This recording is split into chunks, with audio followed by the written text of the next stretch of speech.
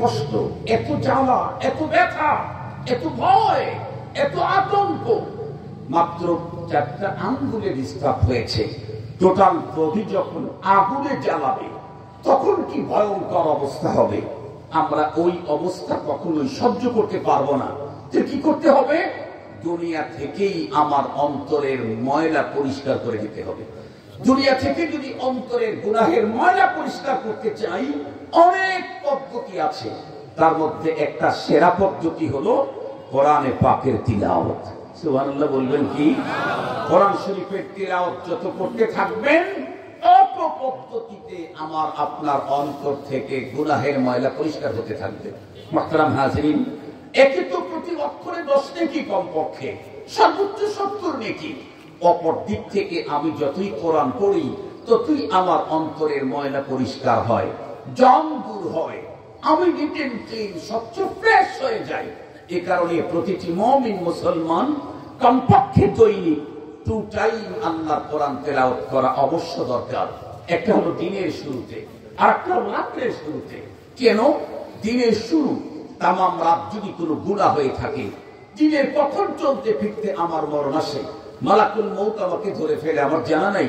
আমি সকালেই যদি অন্তরটাকে ক্লিন করে ফেলি, এরপরে পথ চলা শুরু করলাম, মাঝপথে যদি আবার মরণ হয়, পেরেশানি নেই। কেন?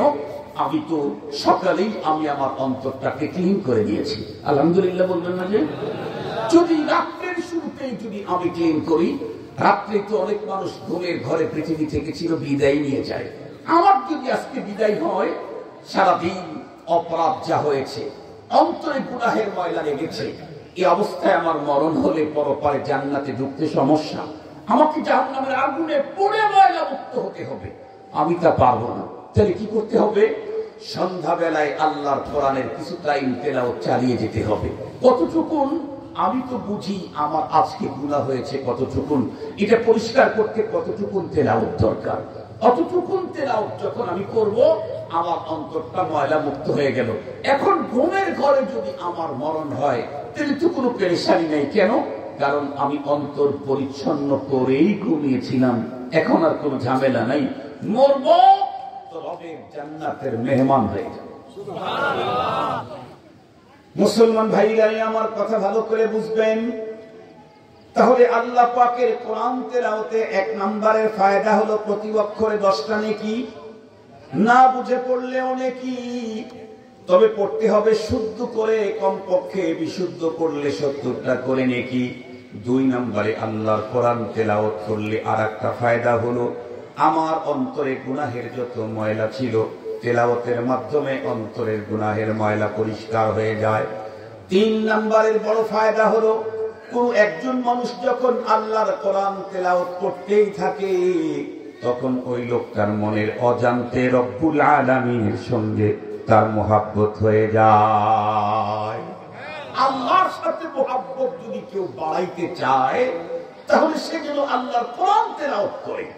কোরআন তেলাওয়াতের মাধ্যমে রবের সাথে বান্দার সম্পর্ক হয় এবং সম্পর্ক দৃঢ় হয়। আমি একটা সহজ হিসাব বলি। একজন মানুষকে জীবনেই দেখেননি, আজকে প্রথম সাক্ষাৎ, লোকটার আচরণ খুব ভালো মনে হলো, 2 মিনিটের কথায় আপনি তার প্রতি আকৃষ্ট হলেন, সে আপনার প্রতি আকৃষ্ট হয়ে গেল। এক পর্যায়ে উনি ফোন নাম্বারটা দিলেন, আপনি তার ফোন নাম্বারটা, আপনার নাম্বারটা তাকে দিলেন।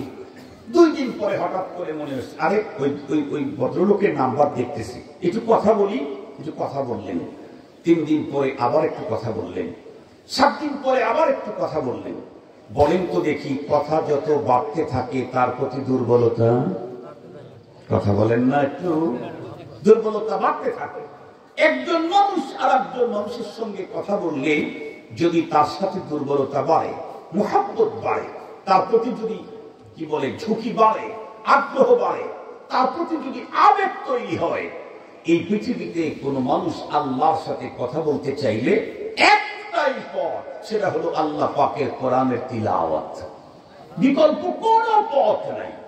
আমি যখন কোরআনে পাকের তিলাওয়াত করি, তখন আমার রবের সাথে আমার কথা হয়। তারটা আমি শুনি আর নাই শুনি, কিন্তু কথা তো হয়। এই মাহফিলেও কয়েক বছর আগে আমি আপনাদেরকে বলেছিলাম, যেমন সূরাতুল ফাতিহা যখন নামাজের ভিতরে পড়ি, তখন রবের সাথে আমার কথা হয়। এ কথা আমার রাসূল হাদিসে পাকের মধ্যে স্পষ্ট বলে দিয়েছেন। কেমন? আল্লাহু আকবার বলে আমি তাকবীরে তাহরিমা বাঁধলাম। হাদিসে পাকের মধ্যে আসছে কোন মুসলমান নারী পুরুষ যখন তাকবীরে তাহরিমা বাঁধে, আল্লাহ পাক তার মতো সত্তা তার নিজের তাওয়াজ্জু বান্দার দিকে দিয়ে দেন। মনোনিবেশ, আল্লাহর মনোনিবেশ বান্দার দিকে দেন। এরপরে যখন বান্দা পড়তে থাকে আলহামদুলিল্লাহি রাব্বিল আলামিন, আল্লাহ পাক রব্বুল আলামিন বড় মনোযোগ সহকারে তার বান্দা বান্দির তেলাওয়াত নিজের কানে শ্রবণ করেন এবং সাথে সাথে বান্দাকে এর উত্তর ঘুরাইয়া দেন। আমরা পড়ি আলহামদুলিল্লাহি রাব্বিল আলামিন, আল্লাহ পাক সাথে সাথে সুন্দর করে আমার তেলাওয়াত শুনেন, এরপরে আমাকে উত্তর দেন হামিদানি আব্দি। এরপরে আমরা যখন পড়ি আর রহমানির রহিম, আল্লাহ পাক আমার এই তেলাওয়াতটা শ্রবণ করেন, সঙ্গে সঙ্গে উত্তর ঘুরাইয়া দেন আসনা আলাইয়া আব্দি। এরপরে যখন আমরা পড়ি মালিক ইয়াউমিদ্দিন, আমার এই তেলাওয়াতটাও আল্লাহ পাক মনোযোগ সহকারে শ্রবণ করেন এবং আমাকে উত্তর ঘুরাইয়া দেন মাজ্জাদানি আব্দি। এরপরে যখন আমি আর আপনি পড়ি ইয়াকা না'বুদু ওয়া ইয়াকা নাস্তাঈন, এতটুকু শুনতেই রব্বুল আলামিন আমাকে সম্বোধন করে তখন বলেন হাদা মা বাইনি ওয়া বাইনা আব্দি ওয়া লিআব্দি মা সাআল। আমরা যখন পড়লাম ইয়াকা না'বুদু, আয় আল্লাহ আমরা তোমার ইবাদত করি, ওয়া ইয়াকা নাস্তাঈন তোমার কাছেই সাহায্য প্রার্থনা করি, এই কথাটা বলতেই রব্বুল আলামিন এতটুকু শুনে আমাকে ডেকে বলেন বান্দা এখন তুই যা বললি এই আয়াতের অর্ধেক তোমার আর অর্ধেক আমার। তুমি যে আয়াত তেলাওয়াত করলা এটা নিসফুল্লি ওয়া নিসফুল্লাহ, অর্ধেক আমার অর্ধেক তোমার। কি বলেছি? ইয়াকা না'বুদু, আমরা তোমার ইবাদত করি, এতটুকু রবের। ইয়াকা নাস্তাঈন, তোমার কাছে সাহায্য চাই, রব বলেন এতটুকু তোমার। সুবহানাল্লাহ। ইয়াকা নাস্তাঈন, তোমার কাছে সাহায্য চাই, এটা আমার হতে চাইলে তাহলে সেই সাহায্যটা আমি পাবো না। এখন রব্বুল আলামিন আমাকে তখনই ডেকে বলেন ওয়ালি আব্দি মা সাআল, হে বান্দা তুই এতগুলি শব্দ দিয়ে আমার প্রশংসা করলি, আলহামদুলিল্লাহি রাব্বিল আলামিন বললি, আর রহমানির রহিম বললি, মালিক ইয়াউমিদ্দিন বললি, ইয়াকা না'বুদু বলে তুই স্লোগান দিলি। এখন তোর ব্যাপারে আমার সিদ্ধান্ত হলো ওয়ালি আব্দি মা সাআল, এখন তুই যা চাবি তাই পাবি। এখন তুই যা চাবি তাই পাবি। তুই কি চাবি চা আমার কাছে। রব্বুল আলামিন কি চাবো এটাও রব আমাদেরকে শিখিয়ে দিয়েছে। কেন? আমরা ছোট তো আমাদের চয়েস ছোট, আমরা ছোট আমাদের চাওয়া ছোট। আপনারা বলেন 3 বাচ্চাকে সঙ্গে করে যদি বাজারে নিয়ে যান, একটার বয়স 5 বছর, আরেকটার বয়স 10 বছর, আরেকটার বয়স 25 বছর, 3 জনকে বাজারে নিয়ে যদি বলেন তুমি কি চাও নেও, ছোটটা কি বলবে? যে আমাকে একটা মার্সিডিজ ব্র্যান্ডস গাড়ি কিনে দাও, এটা বলবে না। ছোটটা বলবে যে আমাকে মিল্ক ক্যান্ডি কিনে দাও, কি আর কি আমাকে চকলেট কিনে দাও। এটা ছোট দার ছোট চয়েস। 15 বছরের যেটা সেটাকে যদি বলা হয় তুই কি দিবি বল, ও তখন বলবে যে আমাকে একটা সুন্দর সাইকেল কিনে দাও। সুন্দর সাইকেল 12 বছর 15 বছর, বড়টা 25 বছর বয়স, যে ইউনিভার্সিটিতে পড়ে, ওকে যদি বলা হয় তুই কি চাবি চা, ও তখন বলবে এখানে হবে না, কোথায়? গাড়ির শোরুমে চলে। ঠিক বললাম না? ঠিক বললাম। তাহলে বাবা তো 3 জন কি চয়েস দিয়েছিল। একজনের চয়েস হলো মিল্ক ক্যান্ডি, আরেকজনের চয়েস হলো উন্নত বাইসাইকেল, আর একজনের চয়েস মার্সিডিজ বেঞ্জ, একেবারে 5 কোটি টাকা দামের গাড়ি। তার মানে যে যত বড় তার চয়েসটা তত বড়। রব্বুল আলামিন আমাদেরকে বললেন সূরাতুল ফাতিহা পড়ে আমার সাথে তোর কথা হয়ে গেল, তোর প্রতি আমার মহব্বত তৈরি হলো, আমি তো ঘোষণাই দিলাম তোকে, তুই এখন যা চাবি তাই পাবি। কিন্তু রব্বুল আলামিন দেখলেন যে আমার বান্দাকে যদি চাওয়ার ব্যাপারটা ওর কাছে ছেড়ে দেই, তাহলে তো ছোট বাচ্চার মতো বিল কান্দি চাবে, যেমন আমরা চেয়ে থাকি। বাংলাদেশের আমার উস্তাদ শেখুল হাদিস আল্লামা আব্দুল হক রাহমাতুল্লাহি আলাইহি উনি বলতেন যে কত মানুষকে জীবনে দোয়া চাইলো, কিন্তু সবাই দোয়া ছিল। কেউ বলে হুজুর আমার মেয়েটা যেন ভালো বিয়ে হয়, কেউ বলে আমার ছেলেটার যেন ভালো রেজাল্ট হয়, কেউ বলে আমার ছেলেটার যেন ভালো চাকরি হয়, কেউ বলে আমার ব্যবসার ভিতরে যেন বরকত হয়, কেউ বলে হুজুর অমুক জায়গায় একটা জায়গা কিনছি, জায়গাটা যেন রেজিস্ট্রি হয়, কেউ বলে হুজুর কানাডাতে একটু ফিকির করতেছি ব্যবসার জন্য, ব্যবসাটা যেন হয়, কেউ বলে হুজুর এলসি খুলছি, এলসি যেন ভালো হয়। এই জাতীয় ব্যবসা পৃথিবী আমার কাছে এ পর্যন্ত কোনো মানুষ বলল না যে হুজুর দোয়া করেন আল্লাহ যেন আমাকে সিরাতে মুস্তাকিমের উপরে চালায়। এ কথা কেউ বলল না। সবাই শুধু দুনিয়া চাই, চাকরি চাই, গাড়ি চাই, বাড়ি চাই, মেয়ের উন্নত রেজাল্ট চাই, এগুলি চাই। অথচ এগুলি কিছুই না। কেন? কারণ এগুলির সম্পর্ক দুনিয়ার হায়াতের সাথে। হায়াতের তো কোনো গ্যারান্টি নাই, তাহলে তার চাকরির আর কি গ্যারান্টি? কথা বলেন নাই? আমি হায়াতের তো কোনো গ্যারান্টি নাই। কত দ্বন্দ্ব দেখাইলো, 45 মিনিট 1 ঘন্টা সময়ও পাইল না। কথা বলেন না কেন? কত দ্বন্দ্ব দেখাইলো না, কত ভাব দেখাইলো না, কত কিছু করলো, 1 ঘন্টা টাইমও পায় নাই। এটা তো দোস্তের দুনিয়ার বান্দারা, বান্দার আল্লাহ যখন ধরবো তখন কয় মিনিট। বুঝেন নাই আমার কথা? বান্দার ধরাই যদি 45 মিনিটের বেশি সময় না পাওয়া যায়, আল্লাহর ধরা কি হতে পারে? এই জন্য রব্বুল আলামিন কি চাইতে হবে সেই চাওয়াটা আমাদের জিম্মায় ছেড়ে না দিয়ে উনি আমাদেরকে শিখিয়ে দিলেন, বান্দা গাড়ি চাস না, বাড়ি চাস না, ব্যবসা বাণিজ্যের ভিতরে বরকত এগুলি তুই চাস না, বরং তুই আমার কাছে চা, ইহদিনাস সিরাতাল মুস্তাকিম। তুমি আমার কাছে চাও আল্লাহ তুমি আমাকে মুস্তাকিমের পথে চালাও। সিরাতাল্লাযীনা আন'আমতা আলাইহিম, ওই সমস্ত মানুষের পথে চালাও যাদেরকে তুমি পুরস্কৃত করেছো। গায়রিল মাগদুবি আলাইহিম ওয়ালাদ-দাল্লিন, যাদের প্রতি তোমার লানত, যারা গজব প্রাপ্ত হয়েছে, যারা বন্ধুরা আমার লানত, যারা পথভ্রষ্ট, যারা গোমরা, এবং যারা বন্ধুরা আমার অভিশপ্ত, লানত প্রাপ্ত, মাগজুব আলাই, তাদের পথে আমাদেরকে চালায়ও না।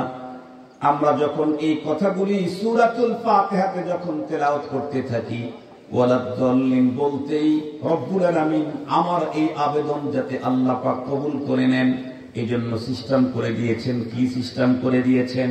এই তো কিছুদিন আগে আমাদের ধর্ম উপদেষ্টা কোনো একটা প্রোগ্রামের ভিতরে আমাদেরকে বললেন, আমি তো ভিতরে আছি, আপনারা বাহির থেকে এই কাজটা করেন, আমি ভিতর থেকে ধাক্কা দিলে তাহলে কাজটা ইনশাআল্লাহ পাস হয়ে যাবে। রব্বুল আলামিন আমাদেরকে অপশন দিয়ে দিয়েছেন ওয়ালাদ-দাল্লিন। এ পর্যন্ত তোমরা বলো, বললেই আল্লাহ পাক রব্বুল আলামিন ফেরেশতা নিযুক্ত করে দিয়েছেন।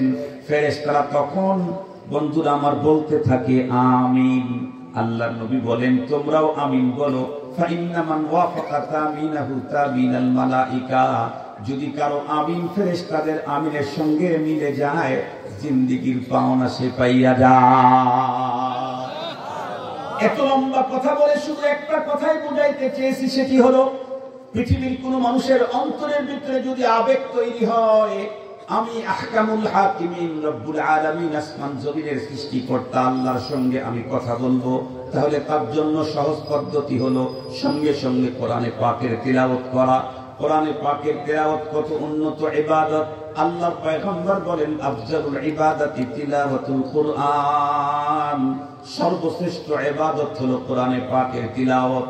এই তিলাওয়াতে যেহেতু অনেক নেকি, অনেক ফায়দা, অনেক দাম, অনেক মর্যাদা, এই কারণে রব্বুল আলামিন এটাকে ইজি করে দিয়েছেন। নামাজের মতো করেন নাই, হজের মতো করেন নাই, যাকাতের মতো করেন নাই, রোজার মতো করেন নাই, একেবারে ইজি করে দিয়েছেন। নামাজ যদি কেউ পড়তে চায় তাহলে তার জন্য ওযু করা লাগে। একটা নামাজের ফরজ আদায় করতে চাইলে আরো 13টা ফরজ আদায় করা লাগে। নামাজের বাহিরের ভিতরে কয় ফরজ? 13 ফরজের কোন একটাও যদি কারো বন্ধুরা আমার আদায় না হয়, তাহলে নামাজের এই ফরজটার দ্বারাই আদায় হবে না। শুধু 13 ফরজ দিয়েই নামাজের ফরজ আদায় হয় না, আরো 14টা ওয়াজিব লাগে। 13 আর 14 27, 27টা কাজ করার পরে এক বন্ধুরা আমার নামাজের একটা ফরজ আদায় করা যায়। কিন্তু কোরআনুল কারীমের তেলাওয়াত যেহেতু উন্নত শ্রেষ্ঠতম ইবাদত, এই জন্য আল্লাহ পাক এটাকে সহজ করে দিয়েছে। এই ইবাদত কেউ করে উন্নত নেকি ইনকাম করতে চাইলে 13 ফরজ নাই, 14 ওয়াজিব নাই, বরং গভীরভাবে লক্ষ্য করলে বোঝা যায় একটা ফরজ একটা ওয়াজিব, একটা ফরজ একটা ওয়াজিব। নামাজের তেলাওয়াতে একটা ফরজ একটা ওয়াজিব। ফরজ কি? প্রত্যেকটা অক্ষরকে নির্ধারিত মাখরাজ থেকে উচ্চারণ করতে হবে, এটা হলো ফরজ। ওয়াজিব কি? প্রতিটি অক্ষরের 2 রকমের সিফত আছে, একটা হলো সিফতে লাজিমা, সিফতে আরেকটা হলো সিফতে মুহাসসানা মুযায়্যানা। সিফতে লাজিমা থেকে অক্ষরটাকে উচ্চারণ করা, এটা হলো ওয়াজিব। সিফতে মুহাসসানা মুযায়্যানা, এই সিফত সহকারে কোন অক্ষর উচ্চারণ করা হলো মুস্তাহাব। মুস্তাহাব আমল না করলে তেলাওয়াত হবে। নামাজের সুন্নাত যদি কেউ আদায় না করে নেকি কমবে, কিন্তু নামাজ হয়ে যাবে। নামাজ শুদ্ধ হতে চাইলে 27টা কাজ করা লাগে, 13 ফরজ 14 ওয়াজিব। কিন্তু কোরআন তেলাওয়াত করে যদি কেউ নেকি অর্জন করতে চায়, একটা ফরজ একটা ওয়াজিব। সুবহানাল্লাহ বলবেন কি? একটা ফরজ একটা ওয়াজিব, এই 2টা পালন করলেই তুমি নেকি পেতে পারো। নামাজের জন্য তো, ফরজ নামাজের জন্য তো দাঁড়ায় পড়তে হয়, আর কাপড় পবিত্র হতে হয়, শরীর পবিত্র হতে হয়। কোরআন শরীফ তেলাওয়াত করতে চাইলে তুমি যদি মুখস্থ তেলাওয়াত করতে থাকো, তাহলে তোমার শরীর পবিত্র হওয়া দরকার নাই, তার মানে ওযু না থাকলে সমস্যা নাই। এরপর কাপড় যদি তোমার অপবিত্র থাকে, তাতেও কোনো সমস্যা নাই। তুমি দাঁড়িয়েও পড়তে পারো, তুমি হাঁটতে হাঁটতে পড়তে পারো, তুমি বসে বসে পড়তে পারো, এমনকি তুমি শুয়ে শুয়েও। কথা বলেন না কেন? বরং কোন কোন ক্ষেত্রে কোরআন শরীফ শুয়ে পড়লে নাকি বেশি। বিশ্বনবীজি বেডে শোয়ার পরে কয়েকটা সূরা পড়তেন, তার ভিতরে একটা হলো মুআব্বাযাতাইন, সূরাতুল ফালাক, সূরাতুন নাস। এই 2টা সূরা বিশ্বনবীজি বেডে শুয়ে শুয়ে পড়তেন। এজন্য আমরা সূরা নাস আর ফালাক বেডে শোয়ার পরে পড়লে 2টা নেকি হবে। কোরআন তেলাওয়াতের নেকি, নবীজির সুন্নতের উপরে আমল করার নেকি, 2 রকমের নেকি হবে। মুহতারাম হাজিরিন, এমনি তো দাঁড়ায় পড়তে পারি, বসে পড়তে পারি, হাত দিয়ে কাজ করতেছি, ড্রাইভিং করতেছি, মুখে কোরআন শরীফের তেলাওয়াত করতেছি। আমি কি বলে কাটার মাস্টার, এই কি বলে ওর নাম, এই দর্জির কাটার মাস্টার, কাটিং করতেছে, মুখ দিয়ে কোরআন শরীফ পড়তেছে, সেলাই করতেছে, মুখ দিয়ে কোরআন শরীফ পড়তেছে। মুহতারাম নারীরা ঘরের কাজ করতেছে, কাটাকাটির কাজ করতেছে, মাছ কাটতেছে অথবা সবজি কাটতেছে, জবান দিয়ে কোরআন শরীফ তেলাওয়াত করতেছে, রান্না করতেছে, কোরআন শরীফের তেলাওয়াত করতেছে, দোকানদার হাত দিয়ে মাপামাপি করতেছে, কোরআন শরীফের তেলাওয়াত করতেছে। দুনিয়ার সব কাজ তুমি করতে পারবা, তার মধ্যে কোরআন তেলাওয়াত করে রবের সাথে সম্পর্ক করতে পারবা। আল্লাহু আকবার বলবেন কি? তাহলে এটি কেমন উন্নত ব্যবসা! আল্লাহ শুকর, দ্বীনি মাদ্রাসাগুলি পৃথিবীর সবচেয়ে উন্নত ব্যবসা প্রশিক্ষণের জায়গা, সবচেয়ে উন্নত বিজনেস ম্যানেজমেন্ট বিদ্যালয় হলো মাদারিসে দ্বীনিয়া। আমি তো সবসময় একটা কথা বলি, এই মাদ্রাসার নামটা যিনি রেখেছেন বড় চমৎকার নাম, নিদাউল কোরআন, কোরআনের আওয়াজ। কোরআনের আওয়াজ, নিদাউল কোরআন মাদ্রাসা। আলহামদুলিল্লাহ, প্রতি বছর এখান থেকে 5 জন 7 জন 4 জন 2 জন 8 জন 10 জন হাফেজে কোরআন বের হতেই চলছে। তার মানে এদেরকে আমরা সবচেয়ে উন্নত ব্যবসায় এক্সপার্ট করে গড়ে তুলেছি। ওরা এখন পথ চলতে থাকবে, কন্টিনিউ ওদের আমল নামায় নেকি ঢুকতে থাকবে। দেখবেন হাফেজে কোরআন জাগির বাড়ি যাইতেও কোরআন শরীফ পড়ে, হাফেজে কোরআন বাজারে যাইতেও কোরআন শরীফ পড়ে। যারা সবসময় কোরআন শরীফ পড়ে না, তারা হাফেজে কোরআন হতেও পারে না। যখন তার বাবা মা যখন ঘুমিয়ে থাকে, এমনকি কওমি মাদ্রাসার কিতাব বিভাগের ছেলেরা যখন ঘুমায় থাকে, তারও আগে হিফজখানার ছেলেরা ওঠে। আপনারা জানেন, হিফজখানার ছেলেদের পড়া দিতে হয় ফজরের নামাজের আগে। পৃথিবীর আর কোন প্রতিষ্ঠান আছে যে প্রতিষ্ঠানে ফজরের আগে ক্লাস নিতে হয়? নেই পৃথিবীতে, নেই পৃথিবীতে। একটাই প্রতিষ্ঠান পৃথিবীতে যেখানে ফজরের আগে ক্লাস নিতে হয়। মাদ্রাসার হিফজখানার ছেলেরা ফজরের আগে তার সবক শোনায় দেয়। মুহতারাম হাজিরিন, যখন বাবা ঘুমে থাকে, মা ঘুমিয়ে থাকে, দাদা ঘুমে থাকে, ভাই ঘুমিয়ে থাকে, তখন ছেলেটা পড়ে আল্লাহর কোরআনের সাথে সম্পর্ক করছে, তিলাওয়াত করছে। কথা হচ্ছে গভীর রাত্রে কার সাথে? আর একটু জোরে বলেন না, কার সাথে? মানুষ অতি আপন যে হয় তার সাথে মানুষ লোকালয়ে কথা কম বলে, চুপে চুপে কথা বেশি বলে। ঠিক বললাম না বেঠিক বললাম? অতি আপন যে তার সাথে লোকালয়ে কথা কম বলে, চুপে চুপে কথা বেশি বলে। কেন? অতি আপনের সাথে এমন কিছু কথা বলা যায় যেটা পরকে শোনানো যায় না। হাফেজে কোরআন আল্লাহ পাকের অতি আপন। এ কারণে তামাম দুনিয়ার মানুষ যখন ঘুমিয়ে থাকে তখন হাফেজে কোরআন রব্বুল আলামিনের সাথে আলাপচারিতায় লিপ্ত থাকে। বাবাও ঘুমে, মাও ঘুমে, ফ্যামিলি ঘুমে, সবাই ঘুমে। ওরা তখন তাহাজ্জুদের মুহূর্তে উঠে মালিকের সাথে কথোপকথনে ব্যস্ত আছে। এই জন্য মুহতারাম হাজিরিন, আসুন, পৃথিবী ছেড়ে আমাকে যেতেই হবে, আজ না কাল জানি না, তবে নিশ্চিত যেতে হবে। সেই জগতে আমি মহান রবের কাছে পরপারের জীবনের শান্তি, মুক্তি, এহকালীন জীবনের শান্তি পেতে চাইলে একমাত্র প্রেসক্রিপশন হলো কোরআন। এই কোরআনের অক্ষরগুলি পড়লেই নেকি, যে পড়ে সে তো নেকি পায়, যে শুনে। কথা বলেন না কেন? খুব মজার একটা কথা বলে শেষ করে দেই। আল্লাহর পয়গম্বরের উপরে আল্লাহ পাক কোরআন নাযিল করেছেন। যেই নবী কোরআনে পাকের তিলাওয়াত করতেন, সঙ্গে সঙ্গে শুধুই তিলাওয়াত করতেন এমন কি না, বরং আমার পয়গম্বর আরেকজনকে দিয়ে তিলাওয়াত করাইতেন আর পয়গম্বর শুনতেন। আল্লাহ পাকের পয়গম্বর কোরআন তিলাওয়াত শুনতে তার এত বেশি মজা, রব্বুল আলামিন প্রতি বছর রমজানুল মুবারকে জিবরাইল আমিনকে পাঠায়া দিয়া আল্লাহর পয়গম্বরের মনের মজা মিটাবার জন্য কোরআন শরীফের দৌড় করায়া দিতেন। জিবরাইল, যাও, আমার প্রিয় হাবিব কোরআন শুনতে খুব মজা পায়, তুমি রমজান মাসে গিয়ে 30 পারা কোরআন তুমি পড়বা আর আমার প্রিয় হাবিব কোরআন শরীফের তেলাওয়াত শুনবে। সুবহানাল্লাহ বলবেন কি? একটু তিলাওয়াত করা যেমন নাকি, তিলাওয়াত শোনাও তেমন নাকি।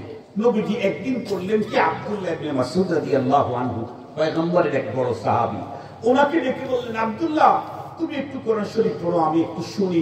হযরত আব্দুল্লাহ ইবনে মাসউদ রাদিয়াল্লাহু তাআলা উত্তর করলেন, আলাইকা আকরাউল কোরআন, আপনাকে আমি কোরআন শোনাবো। ওয়া আলাইকা উনজিলাতিল কোরআন, আপনার উপরে কোরআন নাযিল করা হয়েছে, আপনার উপরে আমি কোরআন শরীফ পড়বো, শোনাবো। এটা কেমনে হয়? নবী আলাইহিস সালাম তখন উত্তর করলেন, আমার কোরআন তেলাওয়াত করতে যেমন মজা লাগে, আর একজন তেলাওয়াত করতে আমি শুনতেও সেম মজা লাগে। আমি একটু শোনার মজাটা নিতে চাচ্ছি, তুমি একটু শোনাও। হযরত আব্দুল্লাহ ইবনে মাসউদ রাদিয়াল্লাহু তাআলা বলেন, আমি কোরআন শরীফের সূরা নিসা তেলাওয়াত করা শুরু করলাম। সূরা নিসা লম্বা সূরা, তেলাওয়াত করতে করতে একটা জায়গায় আসছি, ওই আয়াতটা যখন আমি পড়লাম, নবীজি তখন আমার পায়ে হাত দিয়ে এরকম করে ই করলেন, চুলকানি দিলেন, পায়ে চুলকানি দিলেন। তার মানে বুঝাইলেন তুমি একটু তেলাওয়াতটা বন্ধ করতে। যখন নবীজি আমাকে পায়ে আঁচড় দিয়ে যখন আমাকে ইয়া করলেন, ইঙ্গিত করলেন, তখন আমি নবীজির চেহারার দিকে তাকায় দেখি বিশ্ব নবীজির দুই চোখ থেকে পানির ফোঁটা ঝরঝর করে পড়ছে। কোরআন শরীফের তিলাওয়াত শুনে, কোরআনে পাকের তিলাওয়াত শুনে পয়গম্বরের ওই আয়াত, যে আয়াতের ভিতরে বিশেষ এক মর্যাদার কথা নবীজির বলা হয়েছে, বিশেষ এক দায়িত্বের কথা পয়গম্বরের বলা হয়েছে, এখানে আসার পরে নবীজির দুই চোখের কর্নার দিয়ে পানির ফোঁটা পড়তেছিল। নবী বলেন, আমি দেখছি নবীজি তখন চোখের পানি ছেড়ে কান্না করছেন। আমি তখন একটু বন্ধ করলাম। কেন? নবীজির আবেগ তৈরি হয়েছে, আবেগে কান্না এসে গেছে, এখন একটু বন্ধ করি। আবার যখন আবেগটা একটু কমবে তখন তেলাওয়াত করলে নবীজি আবার শ্রবণ করতে পারবেন। শুধু কি তাই?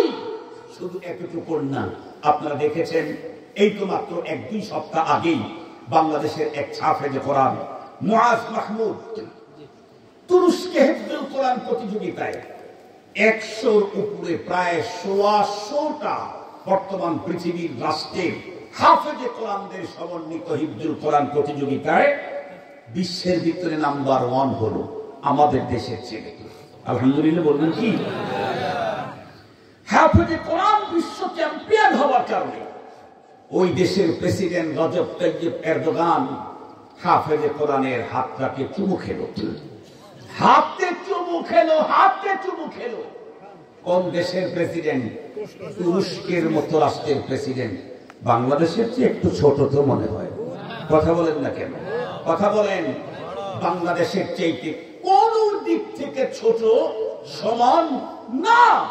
আজকে পৃথিবীর উন্নত দেশগুলির অন্যতম একটা তুরস্ক, সেই দেশের প্রেসিডেন্ট হাফেজে কোরআনের হাত চুমু খায়, আর আমার দেশের রাম বাম আর নাস্তিক পাড়ায় চুলকানি জাগতে থাকে। আমার দেশের রাম বাম আর নাস্তিক পাড়াতে তখন চুলকানি আর অ্যালার্জি জাগতে থাকে। আমরা তো স্পষ্ট ভাষায় বলি, আমার দেশের রাম বাম আর আমার দেশের তথাকথিত সুশীল সমাজ তো 3.5 পয়সা। তোমাদের যতই চুলকানি জাগুক, তাকায় দেখো কোরআনে পাকের হাফেজের প্রতি সম্মান আর মর্যাদা তুমি দিতে পারলা না, তোমার নসিবে নাই। রজব তাইয়্যিব এরদোগান হাফেজে কোরআনের হাত চুমুখে পৃথিবীর কোটি কোটি 200 কোটি মুসলমানদের অন্তরে জায়গা করে নিয়েছে।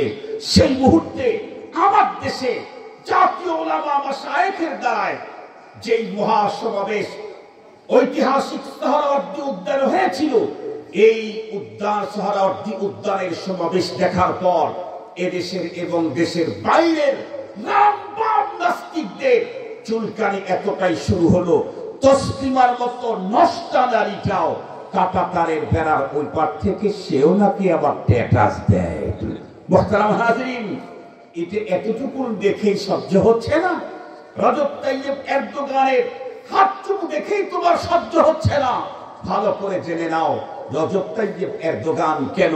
পয়গম্বর স্পষ্ট বলেই দিয়েছেন, এই পৃথিবীর যেই মানুষটা নারী হোক আর পুরুষ হোক, আল্লাহ কোরআন তেলাওয়াত কন্টিনিউ করতেই থাকে, শুদ্ধ তেলাওয়াত করে, আদবের সাথে তেলাওয়াত করে, মুহাব্বতের সাথে তেলাওয়াত করে, ওর তেলাওয়াত শ্রবণ করার জন্য আসমান থেকে ফেরেশতা কাতারে কাতারে জমিনে অবতীর্ণ হতে থাকে।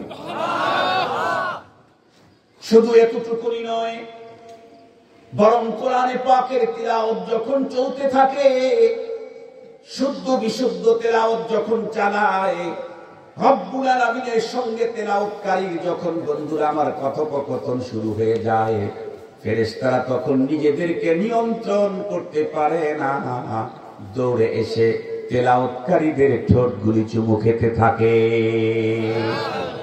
এই জন্য মুসলমান লম্বা কথা বলতে চাই না, তো রব্বুল আলামিন কোরআনে হাকিমের ভিতরে সবচেয়ে উন্নত মানের 3টা ব্যবসার কথা বললেন।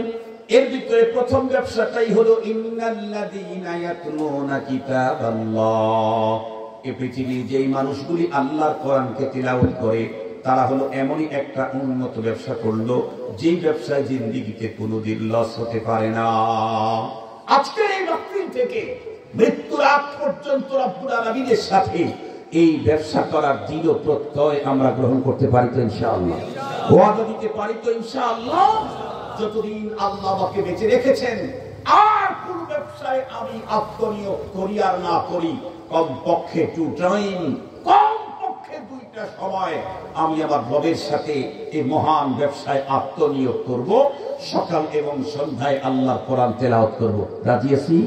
যারা তেলাওয়াত জানি না, নেদাউল কোরআন মাদ্রাসার মতো বহু মাদ্রাসা আমাদের দেশের কোনায় কোনায় কোনায় আল্লাহ পাক প্রতিষ্ঠিত করে দিয়েছেন। সেখানে গিয়ে কোরআনে পাকের তিলাওয়াত শিখে নিব। আপনি যে শিখতে গেলেন, আপনাকে ডাবল নেকি দেওয়া হবে। সুবহানাল্লাহ বলবেন কি? অনেক সময় অনেক অফিসারদেরকে বিভিন্ন জায়গায় প্রশিক্ষণে পাঠায় না? অফিসার 3 দিনের একটু প্রশিক্ষণে যেতে হচ্ছে। ব্যাংকার, তারপরে কৃষিজীবী, কৃষি অফিসার, অমুক তমুক। যখন তারা কোর্সে যখন প্রশিক্ষণে যায়, ওই কয়েকদিনের বেতন পায় না। তারপরে আবার ওই কয়েকদিন প্রশিক্ষণে থাকার কারণে এক্সট্রা ভাতা, আর একটু জোরে বলেন, ডাবল পায়। প্রশিক্ষণে গেলে ডাবল পায়। কাজ ফেলে রেখে প্রশিক্ষণে গেলে যদি এদেশের সরকার তার কর্মচারীকে ডাবল দেয়, আমরা যারা আল্লাহর কোরআন তেলাওয়াত জানি না অথবা জানি পুরোটা শুদ্ধ হয় না, এই জন্য প্রশিক্ষণে গেলাম হুজুরের কাছে। ওখানে গিয়ে কোরআন শরীফের তেলাওয়াতের প্রশিক্ষণ নিলাম। আল্লাহ রাসূল বলেন ওয়াল্লাযী ইয়াতাতাআতাউ লাহু আজরান, ওই লোকটাকে ডাবল নেকি দেওয়া হবে। আল্লাহ পাকের রাসূল বলেছেন কি নেকি দেওয়া হবে? ডাবল নেকি দেওয়া হবে। মনে থাকবে তো ইনশাআল্লাহ। এই জন্য আমরা নিজেদের কোরআন শুদ্ধ তেলাওয়াত শিখে নেব, হাফেজ দিয়ে হোক, কারি দিয়ে হোক, আলেম দিয়ে হোক, মাদ্রাসায় এসে হোক, অথবা আমার বাড়িতে হুজুরকে নিয়ে গিয়ে হোক, যেভাবেই হোক আমি কোরআন শুদ্ধ তেলাওয়াত শিখব। আল্লাহ আমাদেরকে তৌফিক দান করুন। কোরআনের এই প্রতিষ্ঠান এর জন্য সহযোগিতার জন্য আমি আপনাদের কাছে 3 মিনিট সময় দিলাম, মাত্র 3 মিনিট। লম্বা টাইম সময় দেওয়ার দরকার নাই। আমরা প্রত্যেকে যদি নিজের পকেটে হাত লাগাই এবং মাদ্রাসার সহযোগিতার জন্য আমি যতটুকু পারবো, মনের মধ্যে আছে 100 টাকা, 20 টাকা বাড়ায় দেব। মনের মধ্যে আছে 500 টাকা, 100 টাকা বাড়ায় দেব। মনের মধ্যে আছে 1000, আরো 500 টাকা বাড়ায় দেব। যদি দেই তাহলে আমার মনের সাথে একটু যুদ্ধ, আমাকে এখানেও ডাবল নেকি আল্লাহ পাক আমাকে দান করবেন। টাকা